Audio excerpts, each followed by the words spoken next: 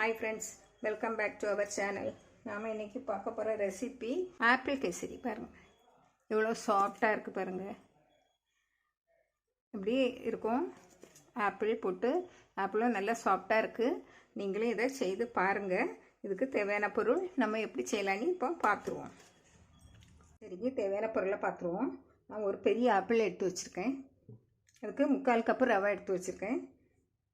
1/4 cup சர்க்கரை எடுத்து வச்சுருக்கேன், சுகர், கொஞ்சமாக வறுத்த முந்திரி பருப்பு, கிஸ்மிஸ் பழம், கொஞ்சமாக கலர், இது ஆப்ஷனல் தான், வேண்டான்னா விட்டுறணும். இது ஏலக்காய் பொடி நான் சர்க்கரையில் போட்டு அரைச்சி வச்சுருக்கேன்.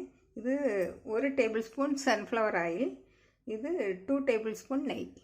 இவ்வளோதான் நம்மளுக்கு இப்போ தேவை. நம்ம எப்படி செய்யலான்னு பார்ப்போம். ஆப்பிளை முதல்ல நம்ம தொலியை எடுத்துகிட்டு கட் பண்ணி வச்சுருவோம்.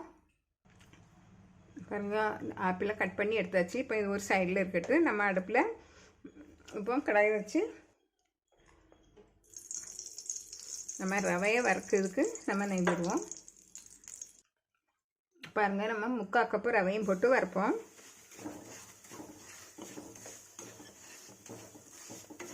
ரவை நல்ல மணமாக வந்துச்சு. இது நம்ம இப்போ இறக்கிடுவோம். நல்லா வறுப்பட்டுச்சு.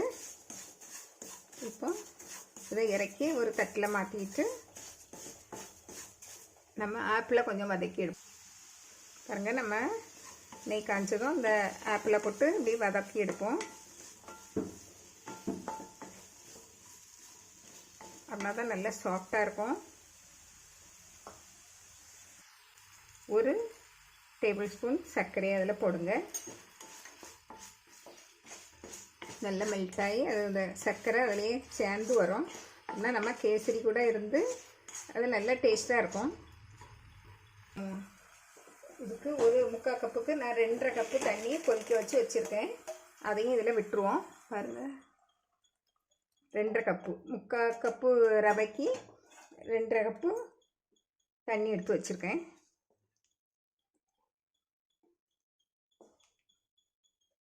பொடி சேர்த்துருங்க. உங்களுக்கு தேவையில்லைன்னா விட்டுருங்க. சின்ன பிள்ளைங்களுக்கு ரொம்ப நல்லா பிடிக்கும்.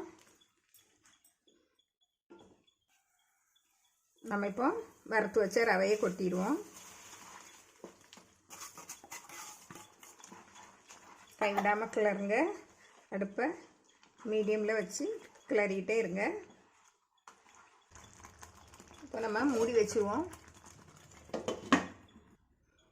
பாருங்க, திறந்து பார்ப்போம். நல்லா இறுவிட்டு நல்லா வெந்து இருக்கும்.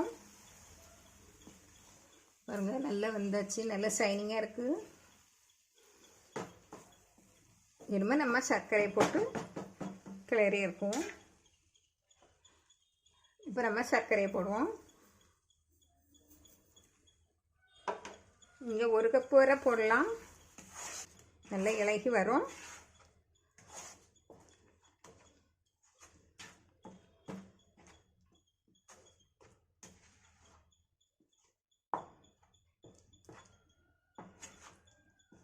விடுவோம்.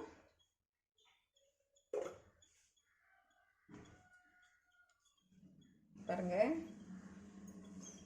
1 டீஸ்பூன் நெய்யை விடுவோம். நான் சின்ன கப்பு தான் ரவை எடுத்தேன். அதனால் நான் 3 டேபிள் ஸ்பூன் தான் மொத்தம் எண்ணெயும் நெய்யும் சேர்த்து வச்சுருக்கேன். நீங்கள் பெரிய கப்பு எடுத்துக்கலாக்கி 1/4 கப்பு நெய் வரை எடுத்துக்கலாம்.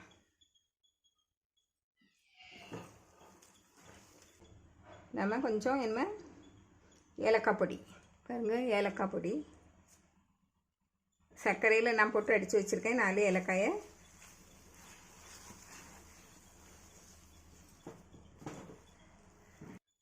பாருங்கள், நல்லா எரிவி வந்தாச்சு. இந்த பக்கத்தில் இருந்தால் போதும். அப்படின்னா தான் சாஃப்டாக இருக்கும். பாருங்கள், இனிமேல் நம்ம வறுத்து வச்ச முந்திரி திராட்சையை போட்டுருவோம்.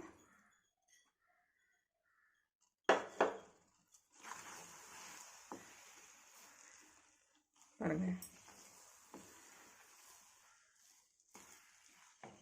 இன்னும் இருக்க கொஞ்சம் போல் இருக்குது நெய், அவளையும் விட்டுருங்க.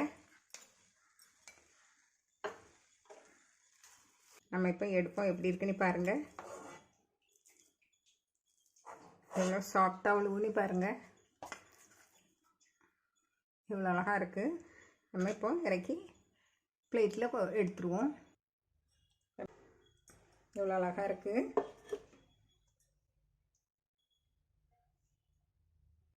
பாருங்கள், கேசரியெல்லாம் ரெடி ஆகிட்டு. இது நீங்கள் பாத்திரத்தில் சின்ன சின்ன குட்டி கிண்ணத்தில் போட்டு நீங்கள் பிள்ளைங்களுக்கு கொடுத்தீங்கன்னா ரொம்பவும் விரும்பி சாப்பிடுவாங்க. உங்களுக்கு பிஸ்தா, பாதாம் எந்த நட்ஸ்னாலும் எடுத்து டெக்கரேட் பண்ணுங்கள். நல்ல சத்துள்ளது. ஆப்பிள், பாதாம் எல்லாமே சேர்த்துருக்கேன். நீங்களும் இதை செய்து பாருங்கள். பிடிச்சிருந்தால் லைக் பண்ணுங்கள், ஷேர் பண்ணுங்கள், கமெண்ட்ஸ் பண்ணுங்கள், மறக்காமல் சப்ஸ்கிரைப் பண்ணுங்கள். தேங்க்யூ.